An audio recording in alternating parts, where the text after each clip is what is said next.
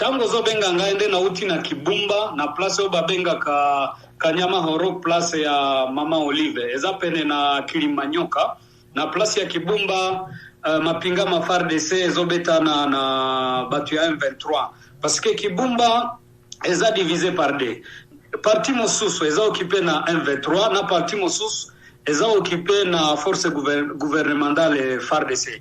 À ce moment où je vous parle, mapinga ma FARDC mazali ko bombarder place babenga Kanyama Horo eza na position principale ya Kibumba place o ba M23 bazui nde gouvernement ezo bombarder elingi récupérer place yango.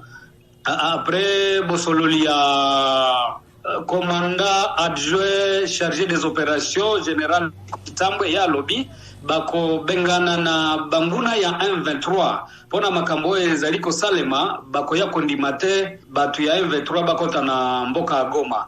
Mokonzi moko ya polisi tozalaki na ye moko a lobby population ya Goma ezala calme parce que mapinga ya biso mapinga ma FARDC mazaliko bondela pona boye kimia na mboka Goma.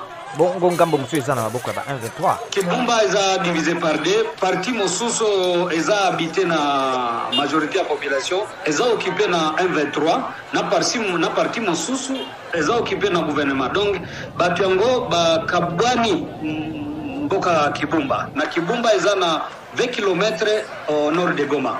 Kasi bongo bato bazali kuna bakimi to situation ba civil eza ndengeni.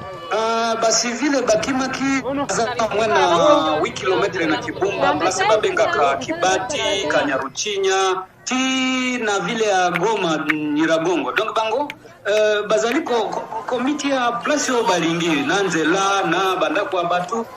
Donc bazana catastrophe humanitaire maintenant.